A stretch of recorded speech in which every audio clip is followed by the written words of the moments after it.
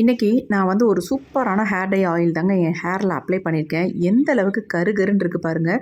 கையில் சுத்தமாக ஒட்டலைங்க. அந்த அளவுக்கு நல்லா நம்ம முடியல சூப்பராக பிடிச்சிருக்கு. ஒரு டைம் நீங்கள் ஹேரில் அப்ளை பண்ணால் போதும். அவ்வளோ அருமையாக நல்லா கருகருன்னு மாற்றி கொடுக்குது. நரைமுடிகள் இருக்குதுன்னு நினச்சி நீங்கள் கவலைப்படவே வேண்டாம். இதை மட்டும் ரெகுலராக நீங்கள் அப்ளை பண்ணிட்டு வந்தால் போதும். உங்கள் முடி நல்லா கருமையாக மாற்றி கொடுத்துரும். இப்போ ரொம்ப ட்ரெண்டிங்காக போயிட்டுருக்க ஒரு ஹேர் டை ஆயிலில் இன்றைக்கி நம்ம ப்ரிப்பேர் பண்ணியிருக்கோம். வாங்க இதை நம்ம எப்படி ப்ரிப்பேர் பண்ணுறது, இதில் சேர்த்துருக்க பொருட்கள் என்னென்ன அப்படின்றத நம்ம வீடியோக்குள்ளே போய் டீட்டெயிலாக பார்த்துட்டு வந்துடலாம். இப்போ நம்ம இந்த மாதிரி மிக்ஸி ஜார் எடுத்துக்கலாம். கொஞ்சம் கூட ஈரம் இருக்கக்கூடாது. இப்போ இதில் வந்து நம்ம என்ன சேர்க்க போகிறோம் அப்படின்னா, நல்லா ஒரு ஸ்பூன் அளவுக்கு நம்ம வந்து நெல்லிக்காய் பொடி ஆட் பண்ணிக்கலாம். நீங்கள் முழு நெல்லிக்காய் இருந்தாலும் தாராளமாக ஆட் பண்ணிக்கலாம். நான் இல்லாதனால பொடியை ஆட் பண்ணிக்கிட்டேன். அடுத்து நம்ம இதில் வந்து ஒரு ஸ்பூன் அளவுக்கு நம்ம காஃபி பவுடர் தான் ஆட் பண்ண போகிறோம். நான் சன்ரைஸில் ₹2 பாக்கெட்டில் ஒரு பேக்கெட் மட்டும் எடுத்துக்கிட்டேன். இதுவே நமக்கு தாராளமாக போதும். இப்போ இது கூட வந்து இன்னொரு முக்கியமான ஒரு பொடியை வந்து நம்ம ரெடி பண்ணி இதில் வந்து ஆட் பண்ண போகிறோம். அது வரைக்கும் இது அப்படியே இருக்கட்டும். இப்போ நம்ம ஸ்டவ் ஆன் பண்ணிவிட்டு இந்த மாதிரி ஒரு பேன் ஒன்று வச்சுக்கலாம். இரும்பு கடாய் தான் பயன்படுத்துகிறோம் அப்படின்றதான் கிடையாது. எது வேணாலும் நீங்கள் பயன்படுத்திக்கலாம். இப்போ இதில் வந்து நம்ம என்ன ஆட் பண்ண போகிறோம் அப்படின்னா,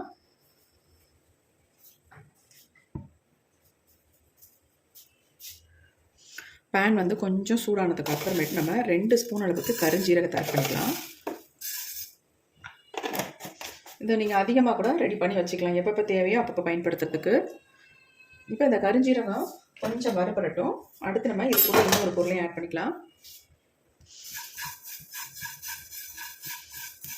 லைட்டாக ஃப்ரை ஆகட்டும். அதுக்கப்புறமேட்டு நம்ம இதுலேயே இன்னொரு பொருளையும் நம்ம ஆட் பண்ண போகிறோம். இப்போ கொஞ்சம் லைட்டாக ஃப்ரை ஆகிடுச்சு.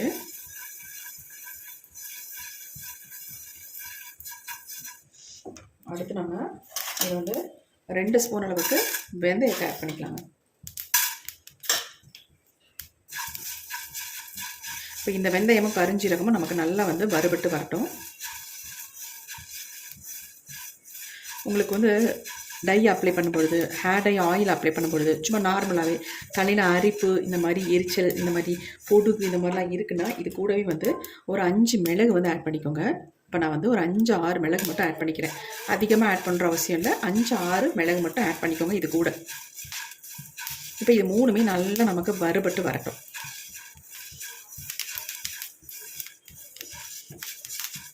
வெந்தயம் வந்து நல்லா வந்து செவக்க வறுபடணுங்க.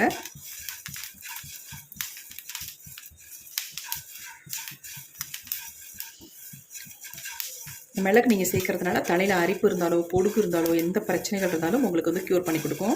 அது மாதிரி வராது உங்களுக்கு. அதனால நான் மிளகு ஆட் பண்ணியிருக்கேன். இப்போ நல்லா செவந்து வருது பாருங்கள்.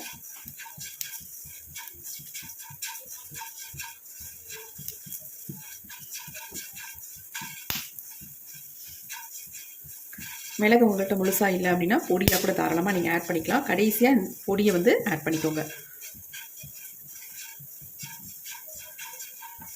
எல்லாமே நல்லா வறுபட்டுருச்சு. நம்ம ஸ்டவ்வை ஆஃப் பண்ணிடலாம். பாருங்கள் எப்படி நல்லா பிளாக்காக மாறிடுச்சு பாருங்கள். இந்த அளவுக்கு நல்லா வறுத்து எடுத்துக்கோங்க. இது அப்படியே ஆறட்டும். ஆறுனதுக்கு அப்புறமேட்டு எடுத்துக்கலாம். அது வரைக்கும் வெயிட் பண்ணலாம். இப்போ நம்ம எடுத்து கீழே வச்சாச்சு. பாருங்கள் நல்லா ஆறிடுச்சு. அந்த ஆறுனதை நம்ம என்ன பண்ண போகிறோம் அப்படின்னா, நம்ம ஏற்கனவே வந்து எடுத்து வச்சுருக்கோம் பார்த்தீங்களா, அதாவது காஃபி பவுடர், நெல்லிக்காய் பொடி எடுத்து வச்சுருக்கோம்ல, அது கூட வந்து இதை ஆட் பண்ணிக்கலாம். நல்லா ஆறுனதுக்கு அப்புறமேட்டு நீங்கள் ஆட் பண்ணிக்கோங்க. ஆட் பண்ணிவிட்டு அடுத்து நம்ம இது கூட வந்து என்ன ஆட் பண்ண போகிறோம் அப்படின்னா, கருவேப்பிலை. நல்லா ஒரு கைப்பிடி அளவுக்கு இந்த கருவேப்பிலையை வந்து இதில் ஆட் பண்ணிக்கோங்க. நல்லா ஃப்ரெஷ்ஷான கருவேப்பிலையாக இருந்தாலும் பரவாயில்ல. நல்லா வாஷ் பண்ணிட்டு ட்ரை பண்ணதுக்கு அப்புறமேட்டு இதை வந்து உள்ளே ஆட் பண்ணிக்கோங்க. இந்த மாதிரி பச்சையாகவே ஆட் பண்ணிக்கோங்க. ஃப்ரை பண்ணுற அவசியம் இல்லை. இந்த மாதிரி பச்சையாக ஆட் பண்ணும்போது நமக்கு நல்லா எஃபெக்டிவாக இருக்கும். ஹேருக்கு ரொம்ப நல்லது. இப்போ இது எல்லாத்தையுமே ஆட் பண்ணிட்டோம். இப்போ இதை வந்து நல்லா நம்ம அரைச்செடுக்க போகிறோம். முடிஞ்ச அளவுக்கு கொஞ்சம் ஓரளவுக்கு நம்ம ஃபைன் பவுடர் அரைச்சி எடுத்துக்கலாம். இப்போ நம்ம அரைச்சி எடுத்தாச்சு. நல்ல மூடியிலலாம் எப்படி ஒட்டியிருக்கு பாருங்கள். இதெல்லாமே நம்ம எடுத்துக்கலாம். வேஸ்ட் பண்ணாமல் எல்லாத்தையுமே எடுத்துக்கலாம். ஏன்னா நம்ம நைஸாக அரைச்சிட்டோம், அதுக்காக சொல்கிறேன். பாருங்கள் எப்படி அரைச்சிருக்கோம் அப்படின்னா, கொஞ்சம் கூட ஒன்றோட ஒன்று ஒட்டாமல் பொலப்பொலன்னு அரைச்சி எடுத்துருக்கோம் பாருங்கள். நல்ல பவுடர் மாதிரி. அதாவது நல்ல பிளாக்காகவும் நமக்கு வராது. ஒரு காஃபி பவுடர் கலர்லேயே நல்லா இன்னும் டார்க்காக பாருங்கள் எப்படி இருக்குட்டு. கருவேப்பிலை வந்து கண்டிப்பாக நீங்கள் ஃப்ரெஷ்ஷாகவே ஆட் பண்ணிக்கோங்க.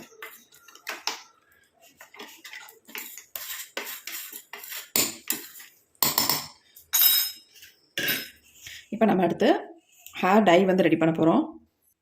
இப்போ நம்ம இந்த மாதிரி ஒரு இரும்பு கடாய் ஒன்று எடுத்துக்கோங்க. இப்போ இதில் வந்து நம்ம இந்த பொடியெல்லாம் ஆட் பண்ணிக்கலாம்.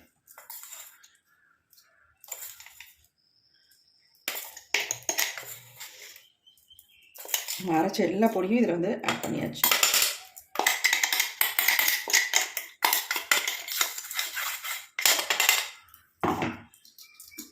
கிட்டத்தட்ட இது வந்து ஒரு 3-4 ஸ்பூன் இருக்குங்க. எல்லாத்தையுமே நான் ஆட் பண்ணிட்டேன். இப்போ இந்த பொடியில் வந்து நம்ம என்ன ஆட் பண்ண போகிறோம் அப்படின்னா, பியூர் கோகோனட் ஆயில், அதாவது நம்ம செக்கில் ஆட்டின கோகோனட் ஆயிலாக வாங்கிக்கோங்க. இதை வந்து பயன்படுத்துங்க. நல்லா உங்களுக்கு ரிசல்ட் சூப்பராக இருக்கும். ஹேர் க்ரோத்துக்கு நல்லது, அதுக்காக நான் சொல்கிறேன். இப்போ இதை வந்து நல்லா ஒரு 50 மில்லி அளவுக்கு உள்ளே ஆட் பண்ணிக்கிறேன். ஒரு வாரம் மட்டும் இந்த ஹேர் டை ஆயிலை வந்து ரெடி பண்ணி ஹேரில் அப்ளை பண்ணிட்டு வாங்க. நீங்களே நினச்சி பார்க்க முடியாத அளவுக்கு சூப்பராக உங்களுக்கு ரிசல்ட் கொடுக்கும். இப்போ பாருங்கள், நல்லா மிக்ஸ் பண்ணியாச்சு. மிக்ஸ் பண்ணும்பொழுது நமக்கு எப்படி இருக்குது பாருங்கள். நல்லா மிக்ஸ் பண்ணியாச்சு. எவ்வளோ திக்காக நல்ல ஒரு பிளாக் கலரில் இப்பயே நமக்கு கிடச்சிருக்கு. இப்போ இதை வந்து நம்ம சூடுபடுத்திக்கலாம். ரொம்ப கொதிக்க வச்சு எடுக்கணுன்ற அவசியம் இல்லை. கொஞ்சம் வெதுன்னு இதை வந்து சூடு பண்ணி எடுத்துக்கலாம். இப்போ நல்லா கலந்தாச்சு. இப்போ நம்ம இதை அப்படியே அடுப்பில் வச்சிடலாம். வச்சாச்சு. ஸ்டவ்வை ஆன் பண்ணி விட்டுடலாம்.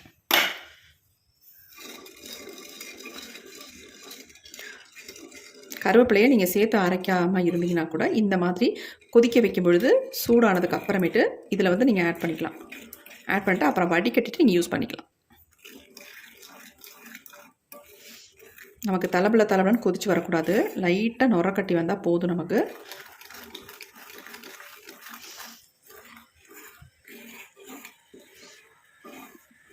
ஃப்ளேமை வந்து குறைச்சி வச்சுக்கோங்க.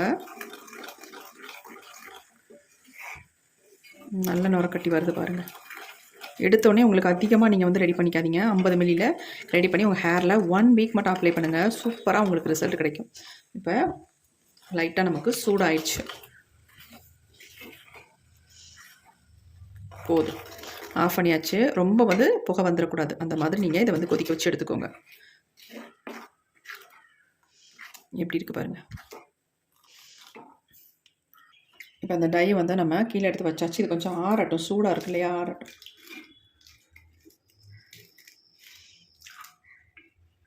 இப்போ நம்ம இதை வந்து ஃபில்ட்ரு பண்ணி எடுத்துக்கலாம். இந்த மாதிரி பவுலில் கொஞ்சம் கொஞ்சமாக ஊற்றி நம்ம ஃபில்ட்ரு பண்ணிக்கலாம். நிறைய பேர் என்ன சொல்கிறீங்க அப்படின்னா, முடி வந்து கொட்டுது, எனக்கு கொட்டுறது ஸ்டாப் ஆக மாட்டேங்குதுக்கா, அதுக்கு என்ன பண்ணுறதுன்னு கமெண்ட் பண்ணுறீங்க. கண்டிப்பாக இந்த ஹேர் டை ஆயிலை யூஸ் பண்ணிட்டு வரும்பொழுது உங்களுக்கு முடி கொட்டுறதுலாம் ஸ்டாப் ஆகி உங்கள் ஹேர் வந்து நல்லா க்ரோ ஆகும். அது மட்டும் இல்லைங்க, நல்லா கருமையாக மாறி வரும். முக்கியமாக டையெல்லாம் நாங்கள் யூஸ் பண்ணுறோம், எங்களுக்கு பிளாக்காகவே மாற மாட்டேங்குது அப்படின்னு நினைக்கிறவங்க இந்த ஹேர் டை ஆயிலை வந்து ரெகுலராக யூஸ் பண்ணிட்டு வரும்பொழுது உங்களுக்கு சூப்பராக நேச்சுரலாக முடி வந்து கருமையாக மாறி வந்துடும். இளநரைகள் அதிகமாக இருக்குது அப்படின்னு நினைக்கிறவங்க இதை வந்து தொடர்ந்து பயன்படுத்திட்டு வாங்க. இளநரைகள்லாம் எங்கே இருக்குது, அதாவது நிறைய முடிகள் எங்கே இருக்குன்னு தேடுற அளவுக்கு உங்களுக்கு வந்து முடி வந்து கருமையாக மாறி வந்துடும். இன்னமும் சொல்கிறேன், இதை அதிகமாக ரெடி பண்ணாமல் இந்த அளவுக்கு 50 மில்லியில் நீங்கள் ரெடி பண்ணி உங்கள் ஹேரில் அப்ளை பண்ணுங்கள். 1 வீக் மட்டும் அப்ளை பண்ணுங்கள். அதுக்கப்புறமேட்டு நீங்கள் அப்ளை பண்ண கூட தேவையில்லை. நார்மலாக என்ன ஆயில் யூஸ் பண்ணுறீங்களோ அந்த ஆயில் கூட யூஸ் பண்ணிக்கலாம். ஏன்னா இது அது முன்னாடி உங்கள் முடியை வந்து நல்லா பிளாக்காக மாற்றி கொடுக்கும். இது என்ன பண்ணுங்கள், நிறைய பேத்துக்கு வெள்ளை முடி வெளியில் தெரியுது அப்படின்னு நினைக்கிறவங்க இதை வந்து இன்ஸ்டன்ட் ஹேர் டையாகவும் நீங்கள் யூஸ் பண்ணிக்கலாம். டக்குன்னு கொஞ்சமாக எடுத்து உங்கள் எங்கெங்கெல்லாம் வெள்ளை முடி இருக்கோ அங்கே வந்து அப்ளை பண்ணிவிட்டிங்கன்னா கருன்னு உங்களுக்கு தெரியும். இப்போ நான் உங்களுக்கு இதை வந்து அப்ளை பண்ணி காட்டுறேன். எந்த அளவுக்கு பிளாக்காக தெரியுதுன்னு பாருங்கள். வெள்ளை முடி எல்லாம் அப்படியே சேஞ்ச் ஆகி நல்லா பிளாக்காக தெரியும். இதை ரெகுலராக யூஸ் பண்ணும்போது கருமையாக உங்கள் முடி வந்து மாறி வந்துடும். இன்ஸ்டன்ட் ஹேர் டையாகவே நீங்கள் பயன்படுத்திட்டு வந்தாலே போதும், உங்களுக்கு வந்து நல்லா வந்து ஒரு கருமையாக மாறி வந்துடும். எப்படி இருக்குது பாருங்கள். இந்த ஹேர் டை ஆயில் நல்லா ஒரு திக்கான கன்சிஸ்டன்சியில் எடுத்து உங்கள் ஹேரில் அப்ளை பண்ணிங்கன்னா அப்படியே நல்லா வந்து பிடிச்சிடும். உங்கள் முடியை வந்து நல்லா கருமையாக மாற்றி கொடுக்கும், கருமையாகவே காட்டும். அந்தளவுக்கு சூப்பரான ஒரு ஹேர் டை ஆயில் தான் நம்ம ரெடி பண்ணியிருக்கோம். பாருங்கள் எப்படி இருக்குன்ட்டு.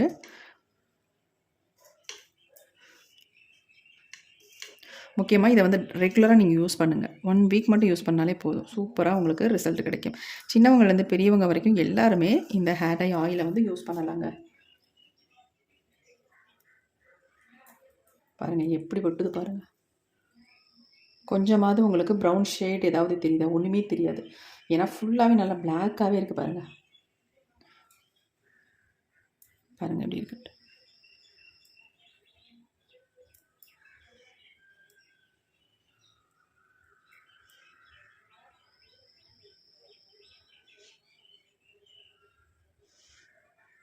எந்த அளவுக்கு நமக்கு சேஞ்ச் ஆகி வந்திருக்கு பாருங்கள்.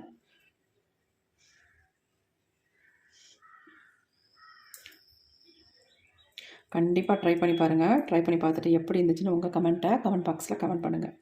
கண்டிப்பாக உங்களுக்கு சூப்பரான ரிசல்ட் கிடைக்கும். இதை அப்ளை பண்ணுறதுனால அரிப்பு, பொடுகு இந்த மாதிரி பிரச்சனைகளை கூட க்யூர் பண்ணி உங்கள் முடி எங்கேயாவது கொட்டி வழுக்கையாக இருக்குது அப்படின்னா கூட அந்த இடத்துல கூட முடியை வந்து நல்லா கருன்னு மாற்றி வளர வைக்கும். அவ்வளோ சூப்பரான ஒரு ஹேர் டை ஆயில் தான் இன்றைக்கி நம்ம ரெடி பண்ணியிருக்கோம். இப்போ வாங்க என்னுடைய ஹேரில் நான் இதை அப்படியே அப்ளை பண்ணி காட்டுறேன்.